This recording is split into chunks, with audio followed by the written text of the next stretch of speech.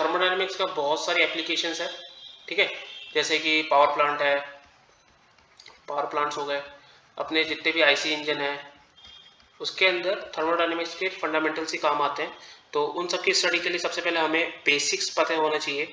तो चलिए स्टार्ट करते हैं। देखो थर्मोडायनेमिक्स जो है वो दो वर्ड से मिलकर बना हुआ है, थर्मो और डायनेमिक्स। थर्मो मतलब क्या होगा, हीट, एंड डायनेमिक्स मतलब motion under the action of force. तो डेफिनेशन क्या होगी थर्मोडायनेमिक्स की? Thermodynamics is the branch of science dealing with heat और work, broadly energy interaction. Okay, ये वर्ड याद रखना, energy interaction and related changes in the physical properties of substance. कहने का मतलब ये है कि जो थर्मोडायनेमिक्स है वो स्टडी करता है एनर्जी इंटरेक्शन का, सब्सटेंस का, और उसकी प्रॉपर्टी पर क्या फर्क पड़ रहा है, क्या इफेक्ट हो रहा है उस एनर्जी इंटरेक्शन की वजह से। तो ये सब हम स्टडी करते हैं थर्मोडायनेमिक्स के अंदर, ठीक है।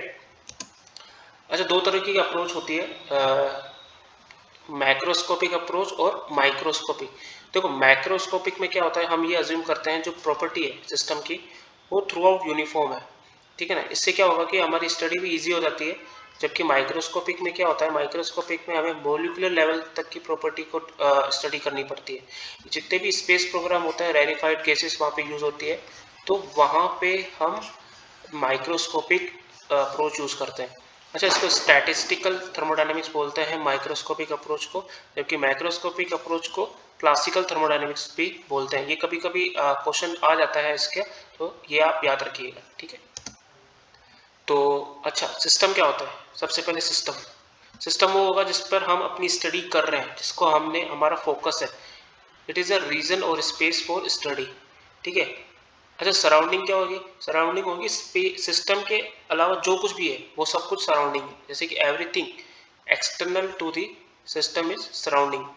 अच्छा, एक चीज याद रखना, सिस्टम और सराउंडिंग को जो सेपरेट कर रहा है, ये जो ब्लैक लाइन दिख रही है आपको, ये क्या होगा, बाउंड्री, ठीक है ना।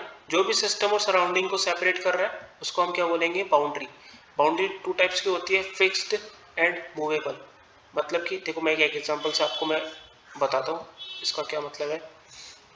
सपोज ये पिस्टन सिलेंडर अरेंजमेंट है और ये अपना सिस्टम है, ठीक है ना।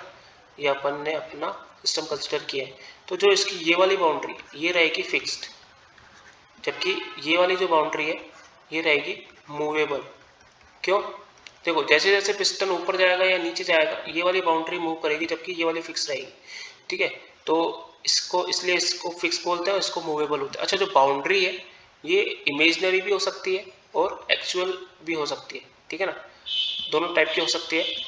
यूनिवर्स क्या होगा, सिस्टम और सराउंडिंग दोनों मिलकर क्या बनाते हैं, यूनिवर्स, ठीक है। अच्छा, टाइप्स ऑफ सिस्टम अब हम पढ़ेंगे। सिस्टम कितने टाइप्स के होते हैं? जनरली तीन टाइप के होते हैं, ओपन, क्लोज्ड और आइसोलेटेड, ठीक है। ओपन में क्या होगा, ओपन में होगा both mass and energy can cross the boundary. देखो यहाँ फिगर में आपको अच्छे से समझ में आएगा, ओपन सिस्टम, इसके अंदर मास और एनर्जी दोनों ही बाउंड्री को क्रॉस कर रहे हैं, दोनों का ही इंटरेक्शन हो रहा है। जबकि क्लोज सिस्टम में क्या होगा, मास का नहीं होगा जबकि एनर्जी का होगा, ठीक है। आइसोलेटेड दोनों का ही नहीं होगा, ठीक है, ईजी है। अच्छा, ओपन सिस्टम का एग्जांपल क्या है, pump, compressor, turbine, heat exchanger, ये सारे स्टडी फ्लो एनर्जी डिवाइस है, ठीक है ना। ओके, जबकि क्लोज सिस्टम के एग्जांपल, जैसे कि सबसे फेमस एग्जांपल इसका होता है पिस्टन सिलेंडर विदाउट वॉल्स, ठीक है ना। अगर वो इस पे वॉल्स लग जाएंगे तो वो ओपन सिस्टम का एग्जांपल हो जाएगा। जैसे कि अपना पिस्टन सिलेंडर जो आईसी इंजन के अंदर यूज होता है वो एग्जांपल है ओपन सिस्टम का। बट हम स्टडी के लिए जो पिस्टन सिलेंडर यूज करते हैं थर्मोडायनेमिक्स में, वो एग्जांपल होता है क्लोज सिस्टम का। इस चीज का ध्यान रखना। ओके, आइसोलेटेड सिस्टम, जैसे कि no transfer of energy and matter across the boundary, example क्या है, थर्मोफ्लास्क, हम जनरली यूज करते हैं। अच्छा, थर्मोफ्लास्क भी कुछ टाइम बिंग के लिए ही आइसोलेटेड है, क्योंकि थोड़े टाइम के बाद उसमें भी चीजें ठंडी होने लग जाती है। और एक यूनिवर्स, हम यूनिवर्स को अज्यूम करते हैं आइसोलेटेड, क्योंकि अभी यूनिवर्स के बाहर हमें कुछ पता नहीं है, तो हम इसको यूनिवर्स को आइसोलेटेड सिस्टम अज्यूम करते हैं। ओके, आगे बढ़ते हैं।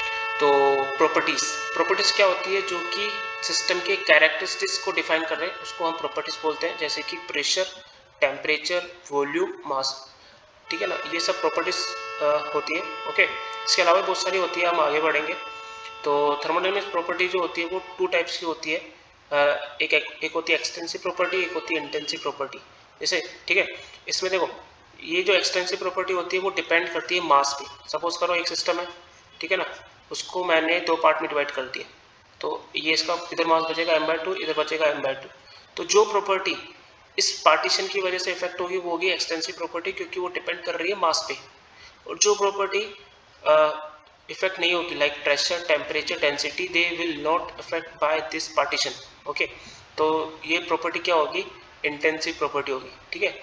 एक चीज याद रखना, all specific properties are intensive property. Example जैसे कि स्पेसिफिक हीट हम यूज करते हैं, स्पेसिफिक हीट की यूनिट क्या होती है, किलोजूल पर केजी केल्विन। यहाँ पे देखो पर केजी आ रहा है ना, तो ये मास के इंडिपेंडेंट हो गया और इसको हम इंटेंसिव प्रॉपर्टी बोलते हैं, ठीक है। इजी है, आगे बढ़ते हैं। अच्छा, स्टेट्स क्या होता है, condition of system described bye its properties, ठीक है ना। कोई भी सिस्टम की कंडीशंस बताने के लिए हम उसका स्टेट्स यूज करते हैं। अच्छा, प्रोसेस क्या होगा, देखो कोई भी सिस्टम है, मान लो सपोज करो वो स्टेट 1 पर है, ठीक है ना, अब वो सीधा गया स्टेट 2 पर, तो जो ये स्टेट 1 से स्टेट 2 पर गया तो वो एक प्रोसेस के थ्रू गया, ठीक है ना, इसी को हम प्रोसेस बोलते हैं। और जो पाथ फॉलो करता है उसको हम बोलते हैं प्रोसेस पाथ, ठीक है, प्रोसेस पाथ, ठीक है। अच्छा, 2 तरीके की प्रोसेस होती है, एक रिवर्सिबल प्रोसेस होती है और एक इरिवर्सिबल प्रोसेस होती है। देखो बड़ा इजी है। रिवर्सिबल प्रोसेस में क्या होगा कि जब हम डायरेक्शन मतलब वापस पहले वाली स्टेट पर जाएंगे, अगर वो सेम पाथ फॉलो करता है और सिस्टम और सराउंडिंग को कुछ भी इफेक्ट नहीं करता तो वो होगी रिवर्सिबल प्रोसेस, ठीक है। और अगर वो इफेक्ट करता है तो वो इरिवर्सिबल प्रोसेस। देखो इसकी डेफिनेशन क्या बोलती है, a process when reverse does not leave any effect on system and surrounding और it can goes back to its original state, ठीक है, without affecting the system and surrounding. अगर उसको ओरिजिनल स्टेट पे भेजा जा सकता है तो उसको अपन बोलेंगे रिवर्सिबल प्रोसेस। और रिवर्सिबल प्रोसेस अगर वो रिवर्सिबल नहीं होगी तो वो इरिवर्सिबल ही होगी। अच्छा देखो, हम अपनी स्टडी के लिए सारी प्रोसेस को हम क्या अज्यूम करते हैं, रिवर्सिबल। क्यों, क्योंकि ये हमारी स्टडी को ईजी बनाता है और मोस्ट एफिशिएंट प्रोसेस होती है, ठीक है ना। इरिवर्सिबल एक्चुअल प्रोसेस होती है जो कि जनरली नेचर में अकर होती है। तो साइकिल क्या होती है, देखो बहुत सारी प्रोसेस मिलकर एक क्लोज्ड साइकिल बनाती है। तो इसमें क्या होगा कि जो स्टार्टिंग पॉइंट होगा और एंड पॉइंट होगा वो दोनों सेम होंगे, तब वो एक साइकिल का फॉर्मेशन होता है। अच्छा, साइकिल बनाने के लिए हमें मिनिमम कितनी प्रोसेस चाहिए, कम से कम 2 तो होनी चाहिए, तो मेक अ क्लोज साइकिल, ठीक है। देखो स्टार्टिंग पॉइंट और एंड पॉइंट दोनों सेम रहेंगे साइकिल के अंदर, ठीक है।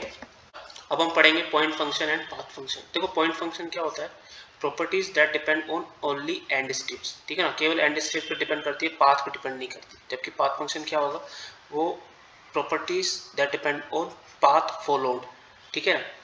तो जैसे मैं एक प्रोसेस बनाता हूँ 1 2, तो प्रॉपर्टीज जो केवल एंड स्टेट पर डिपेंड करेगी लाइक 1 और 2 पर, वो होगी पॉइंट फंक्शन। और प्रॉपर्टीज जो कि पाथ पर डिपेंड करेगी वो होगी पाथ फंक्शन, ठीक है ना। पॉइंट फंक्शन का एग्जांपल क्या है, प्रेशर, टेम्परेचर, वॉल्यूम।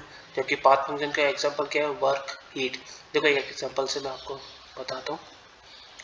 दो पाथ है यहाँ पे, एक 1 2 3 है, एक 1 2 4 है, ठीक है ना।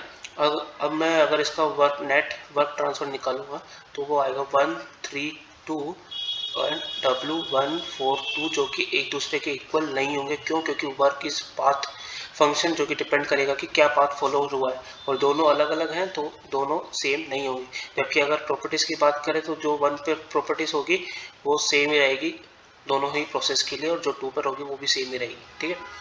अच्छा, पॉइंट फंक्शन को एग्जैक्ट और परफेक्ट डिफरेंशियल्स भी बोलते हैं, जबकि पाथ फंक्शन को इनएग्जैक्ट डिफरेंशियल्स भी बोलते हैं, क्योंकि पाथ फंक्शन जो है वो पाथ पे डिपेंड करता है, ठीक है।